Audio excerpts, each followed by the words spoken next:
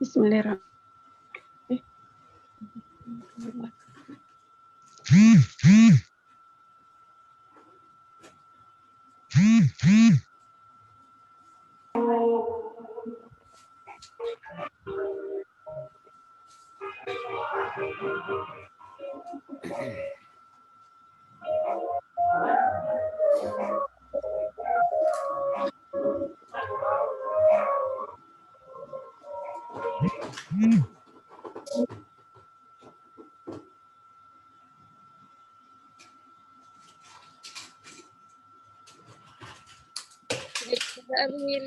Silahkan dimulai.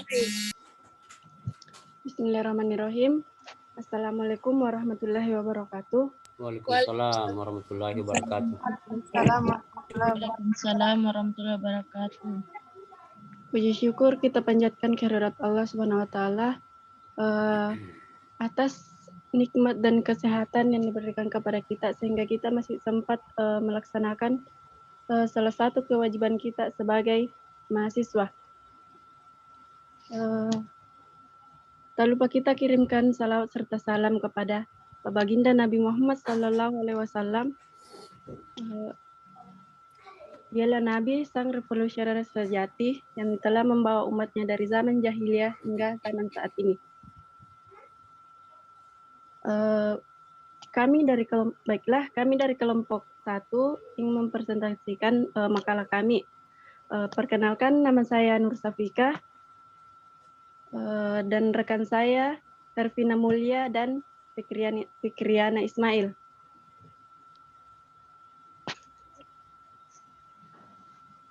Baiklah, saya akan membaca materi pertama, yaitu dakwah.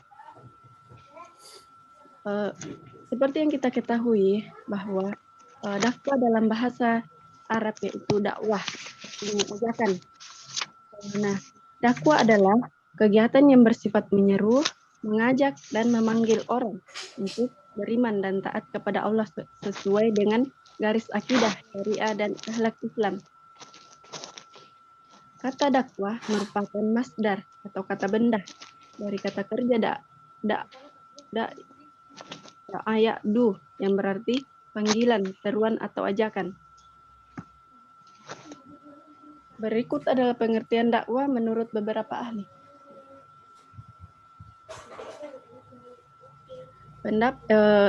Yang pertama itu pendapat Syekh Ali Mahfudz.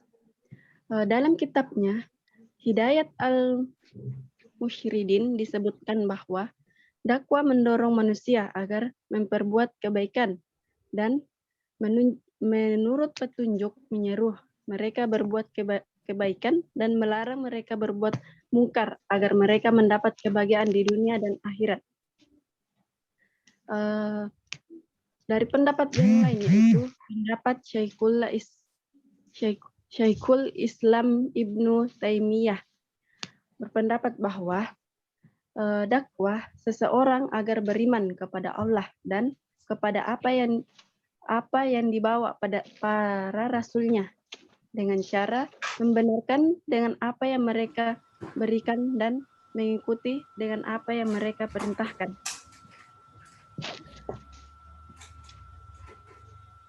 Kemudian akan dilanjutkan rekan saya yaitu Hervina Mulia.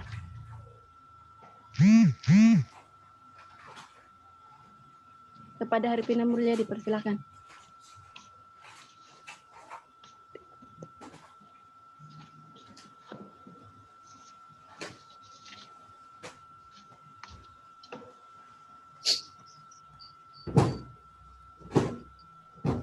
Haripina.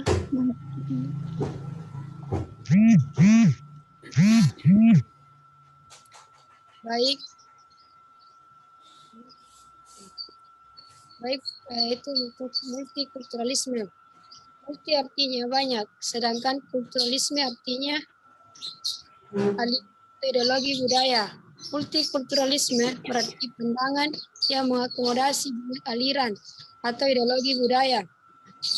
Multikulturalisme mengkonsepkan pandangan terhadap keanekaragaman kehidupan di dunia ataupun kebijakan kebudayaan yang menekankan tentang penerimaan terhadap adanya keragaman dan berbagai macam budaya di dalam realitas masyarakat menyangkut nilai-nilai, sistem sosial, praktik budaya, adat kebiasaan, dan filosofi politik yang dianut dalam konteks tertentu.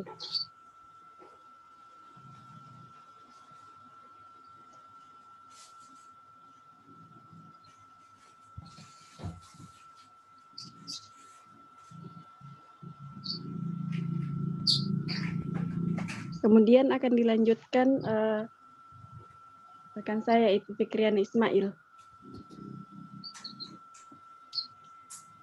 Yang dijelaskan oleh kedua rekan saya tadi, maka dapat disimpulkan bahwa dakwah multikultural adalah upaya seseorang atau lembaga yang mengajak atau menyeru manusia kepada kebaikan atau kebenaran serta mencegah dari keburukan sehingga dakwah bermakna ajakan kepada seluruh umat manusia tanpa membedakan yang mana ras, gender, atau umur yang memahami, mempercayai dan mengamalkan ajaran Islam, juga mengajak kepada kebaikan dan mencegah kemungkaran.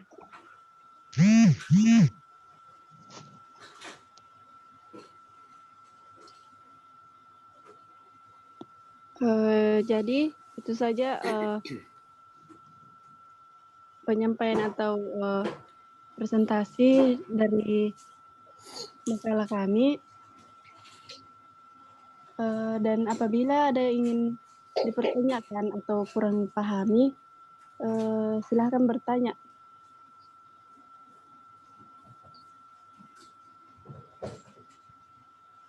Baik, sudah presentasi ya. Sudah Pak. Tolong screen-nya dikeluarkan dulu supaya saya bisa lanjutkan. Oke, baik. Terima kasih sebelumnya saya ucapkan kepada kelompok 1 atas presentasi makalahnya yang cukup singkat ya. Meskipun mungkin ada beberapa mahasiswa yang masih kurang paham, bisa kita mengajukan pertanyaan diskusi, tapi di ruang ini saya ulangi bahwa di ruang Zoom ini tempatnya hanya presentasi ya. Presentasi oleh pemakalah dan presentasi oleh dosen. Sesi tanya jawab itu bisa dilanjutkan di grup WhatsApp ya. Iya Pak. Diskusi, maksud saya diskusinya itu dilanjutkan di WhatsApp. Tapi diskusinya harapannya jangan chat, tapi voice note sebaiknya supaya diskusi kita bisa lebih hidup dan tidak memakan waktu yang banyak. Baik, saya lanjutkan sedikit pembahasan materi kita pada hari ini. Untuk memperkuat materi dari kelompok 1, saya ingin lebih mempertegas kembali ya apa yang perlu kita pahami terkait materi kita hari ini. Jadi seperti yang saya singgung tadi bahwa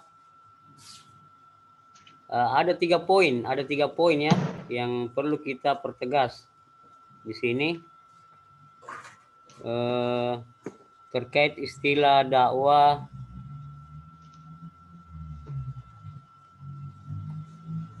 istilah multikultural dan sintesis dari kedua istilah tersebut. Mengapa penting kita menjabarkan pengertian atau definisi supaya kedepannya selanjutnya di di materi berikutnya itu tidak lagi ada perbedaan pandangan mengenai apa itu dakwah, apa itu multikultural dan sebagainya ya. Sudah kelihatan ya screen-nya di handphone masing-masing? Iya, Pak. Oke, Sudah, baik, Pak. saya lanjut. Sebelumnya saya mengingatkan kepada Ketua Rombel untuk men-screenshot jumlah partisipan karena 15 menit sejak dimulainya Zoom itu waktunya untuk mengabsen sebenarnya ya, supaya ketahuan mana mahasiswa yang terlambat dan mana mahasiswa yang tepat waktu ya. Saya kira itu saya sekedar mengingatkan kepada Ketua Rombel dan nantinya bisa melaporkan siapa yang tidak hadir di WA saya ya. Iya, Pak. Oke, baik, saya lanjut. Pengertian dakwah tadi sudah disinggung oleh kelompok 1 bahwa salah satu definisi dakwah yang paling banyak menjadi rujukan di seluruh perguruan tinggi di Indonesia itu adalah Syekh Ali Mahfuz. Jadi tolong diingat ya, nama ini karena ini bukan nama orang biasa ya, tapi memang Syekh Ali Mahfuz ini adalah pakar di bidang dakwah. Kita menelusuri sejarah berdirinya lahirnya ilmu dakwah, maka salah satu perintis ilmu dakwah itu adalah Syekh Ali Mahfuz dari Mesir ya. Ya itu, maka kemudian definisi dakwah banyak dirujuk dari apa yang dikemukakan oleh Syekh Ali Mahfuz. Kemudian untuk saya juga sekedar memberikan saran kepada kelompok 1 dan kelompok berikutnya, setiap kita menjabarkan sebuah istilah itu maka perlu didahului dengan etimologi, dari mana asal bahasanya ya. Jadi terkait dengan dakwah ini sudah tentu bahwa sumber bahasanya adalah bahasa Arab ya. Da'a yad'u da'watan, yang berarti seruan, panggilan, undangan atau doa. Istilah ini juga bisa dirujuk dari Quran surat Al-Imran ayat 3 104. Ayat 104. Wal takum minkum ummatu yad'una ilal khair wa ya'muruna bil ma'ruf wa yanhauna 'anil munkar wa ulaika humul muflihun. Dan hendaklah ada di antara kamu segolongan umat yang menyuruh kepada kebajikan, menyuruh kepada yang baik dan mencegah dari yang mungkar. Maka merekalah orang-orang yang beruntung. Ya, sekira di dalam ayat ini sudah jelas ya bahwa kata dakwah itu diserap dari bahasa Arab, terutama di dalam ayat suci Al-Quran. Dalam ayat suci Al-Quran juga terdapat sekian banyak kata dakwah ya. Salah satu di ayat lain juga disebutkan di Quran surah Yusuf dan An-Nahl ya. Saya kira adik-adik mahasiswa sudah paham betul ini mengenai konsepsi dakwah secara umum, karena saya yakin di mata kuliah lain sudah pernah dipelajari ya. Harapannya istilah-istilah dakwah ini sudah di luar kepala ya, termasuk dalil-dalilnya dalam Al-Quran dan hadis. Kita lanjut di terminologi. Sudah dijelaskan oleh kelompok 1 terminologi Syekh Ali Mahfuz. Saya tambahkan versi Sayyid Qutb. Seorang ulama juga, Sayyid Qutb menyebutkan bahwa dakwah adalah mengajak atau mendorong orang untuk masuk ke sabilillah, ke jalan Allah ya, bukan untuk mengikuti dai atau bukan pula untuk mengikuti sekelompok orang. Jadi apa yang dikatakan Sayyid Qutb ini sangat jelas ya, bahwa tujuan kita berdakwah itu bukan untuk mengajak, misalnya saya, andaikan saya ini adalah seorang mubaligh ya, saya kemudian berdakwah, saya bertujuan bukan untuk mengajak mad'u agar mengikuti pola hidup saya, bukan seperti itu, tapi substansi dari dakwah itu adalah fi sabilillah, di jalan Allah. Itu menurut Sayyid Qutb ya. Kalau menurut Muhammad Abduh, dia mengartikan dakwah itu adalah sebuah proses memperbaiki islah, perbaiki keadaan kaum muslimin dan memberi petunjuk kepada orang mukmin untuk memeluk Islam. Jadi pengertian ini cukup sederhana, tapi cakupannya luas. Intinya dakwah menurut Muhammad Abduh itu diharapkan harapannya agar masyarakat bisa memeluk dan sekaligus melaksanakan ajaran Islamnya sesuai tuntunan syariat Islam. Nah, itu kira-kira menurut Muhammad Abduh ya tentang dakwah. Saya kira banyak terminologi dakwah yang diungkapkan oleh para pakar, tetapi yang paling dominan dirujuk itu Syekh Ali Mahfuz, dan kalau di Indonesia juga ada pengertian dakwah dari versi Quraisy Shihab ya, bisa dilihat di Tafsir Al-Misbah di bukunya, dan beberapa referensi dakwah lainnya terkait dakwah. Nah, kita lanjut saya kira sudah jelas ya apa yang dimaksud dakwah. Adik-adik mahasiswa bisa menangkap, menyimpulkan sendiri apa yang dimaksud dakwah dari baik itu secara etimologi dan terminologi. Nah, ini poin yang penting, bagaimana kemudian kita mengaitkan dakwah dengan kondisi masyarakat yang multikulturalisme. Tapi sebelumnya kita perlu dulu menekankan apa yang dimaksud multikultural. Sudah jelas tadi disampaikan oleh kelompok 1 bahwa multi itu jamak, ragam, beraneka, dan kultural itu berasal dari kata culture, budaya ya, atau kultur. Jadi kata kultur sendiri itu sudah diserap dalam bahasa Indonesia yang tadinya merupakan bahasa asing ya. Kedua-duanya maknanya sama, baik itu kultur dan budaya maknanya sama. Terkait dengan terminologi multikultural, saya di sini meminjam pendapat Asumardi Asra.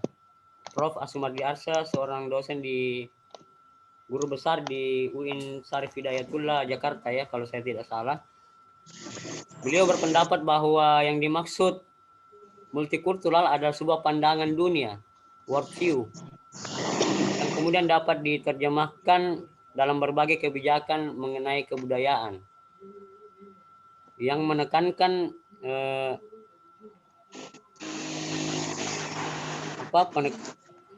menekankan pemahaman terhadap realitas keagamaan, pluralitas, dan kondisi multikultural dalam kehidupan masyarakat. Jadi jelas ya, apa yang dimaksud Asumardi multikultural itu adalah sebuah pandangan atau pemahaman yang menekankan pentingnya pengakuan terhadap realitas keagamaan. Jadi bukan cuma realitas keagamaan yang kita harus akui, tapi keberagaman masyarakat juga, bukan cuma keberagamaan, tapi keberagaman juga. Keberagaman dalam arti kebudayaannya,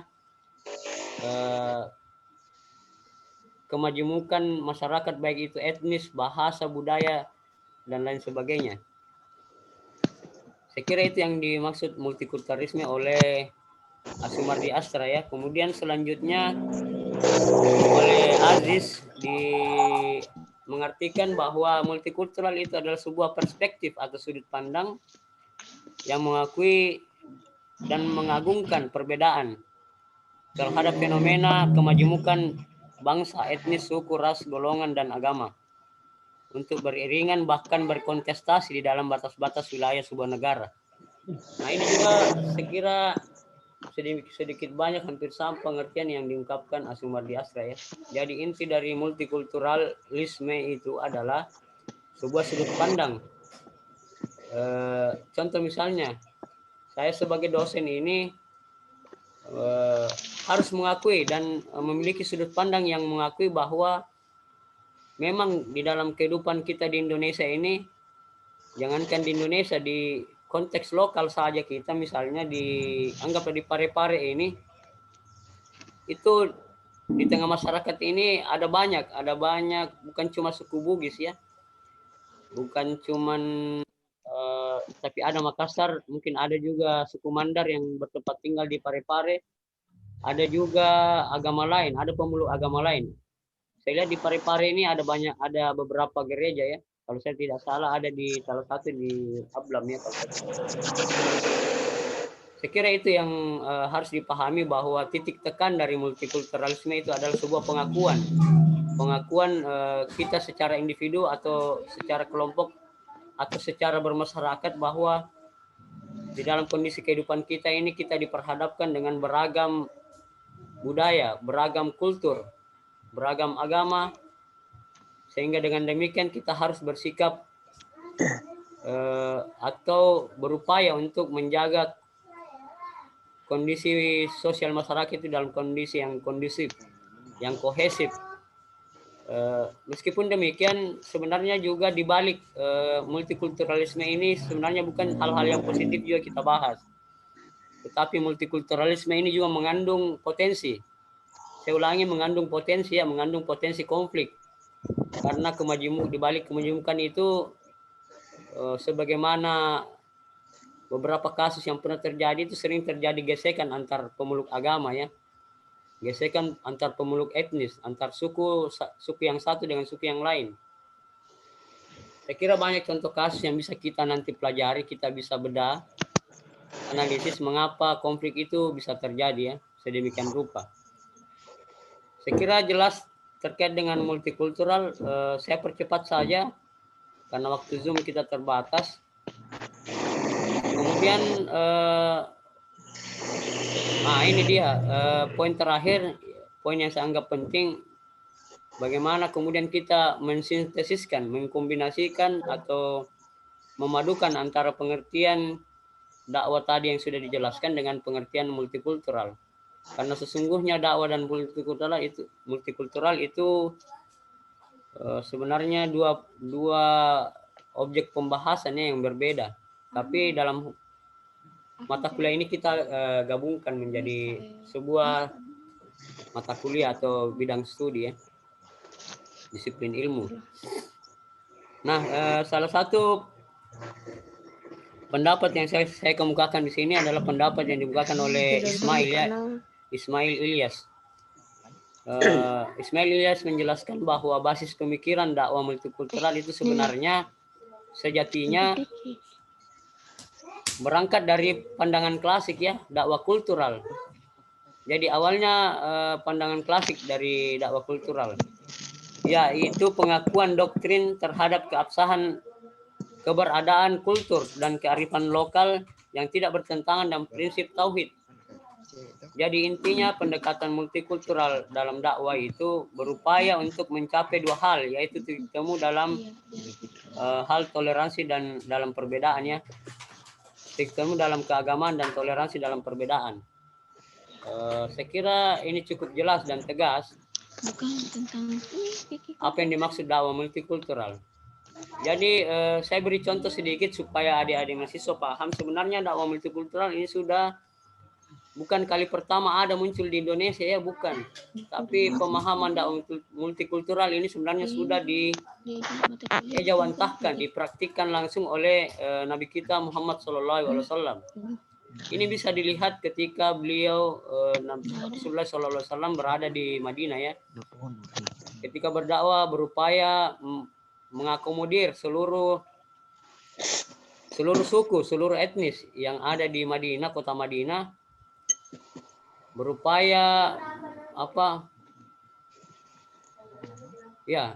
berupaya menjalin kerukunan antar umat beragama, karena sejatinya di Madinah pada saat itu memang ada banyak suku yang bertempat tinggal bermukim di kota Madinah ya. Dan bukan cuma suku tapi juga agama, ada Yahudi, ada Nasrani ya. Nah, disitulah dakwah Nabi Muhammad itu bisa kita simpulkan, bisa kita lihat dalam bingkai dakwah multikultural. Dalam arti Rasulullah SAW berupaya merangkum agar kehidupan masyarakat yang majemuk pada saat itu bisa harmonis ya kehidupannya. Ini juga bisa ditinjau di Piagam Madinah ya, yang disusun, dikonstruksi oleh Nabi Muhammad, mengenai isi-isinya. Karena di dalam isi Piagam Madinah itu, disitulah esensi atau perwujudan dari dakwah multikultural. Rasul kemudian membuat semacam kurang lebih peraturan ya, peraturan yang dijalankan di dalam, atau semacam peraturan ya, kurang lebih peraturan lah untuk bagaimana kemudian masyarakat di Madinah itu bisa kohesif, bisa rukun hidupnya dalam bingkai peraturan tersebut.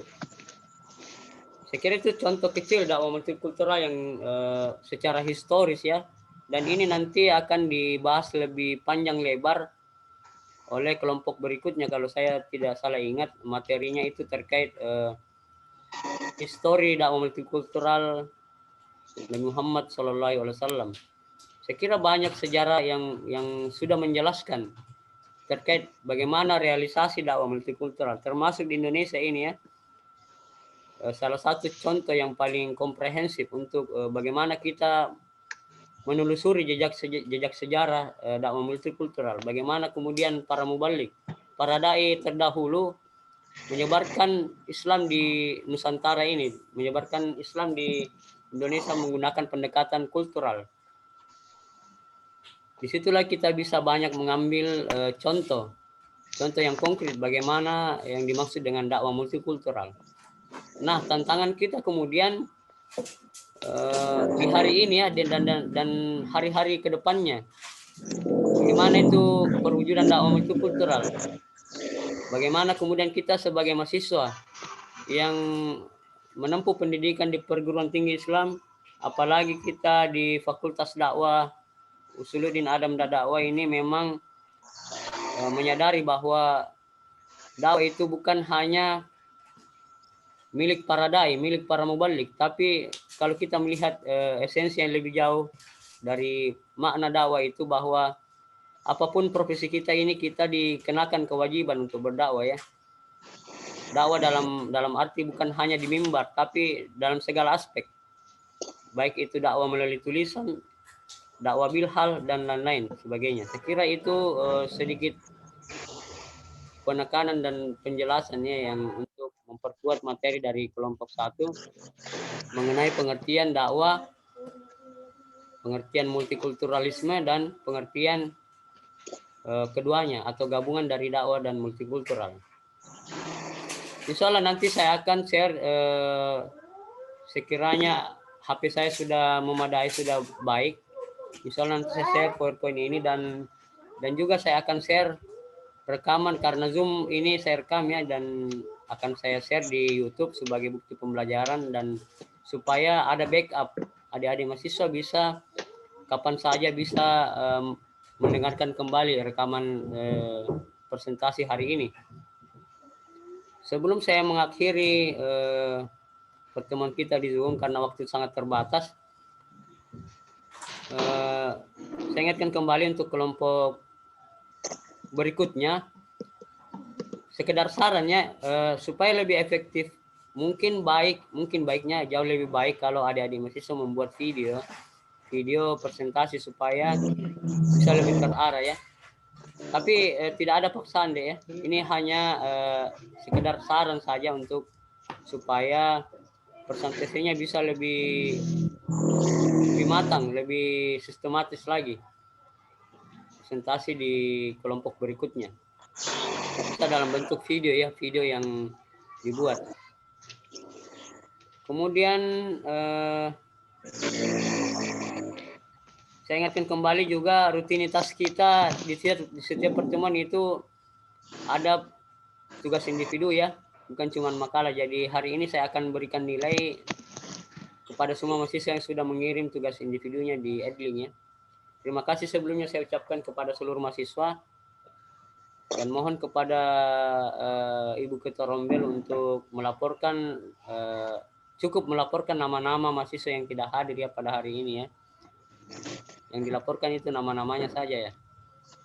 Dan screenshotnya diarsipkan supaya nanti di akhir perkuliahan adik-adik mahasiswa mungkin ada yang ingin mengecek, meng-cross check kehadirannya selama 16 pertemuan, boleh dicek di Ketua Rombel.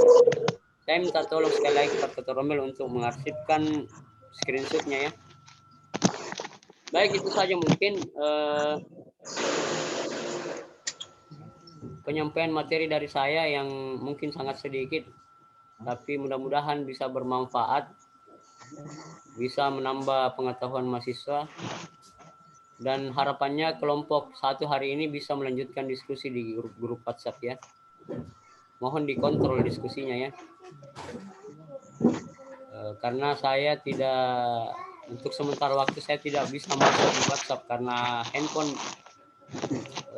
error, bermasalah, dan saat ini sementara di servis. Saya kira itu saja. Terima kasih sekali lagi saya ucapkan kepada seluruh mahasiswa yang hadir pada pertemuan hari ini. Kita lanjutkan diskusi di grup WhatsApp. Akhirul kalam, nunwal kalim wa yasturun. Assalamualaikum warahmatullahi wabarakatuh.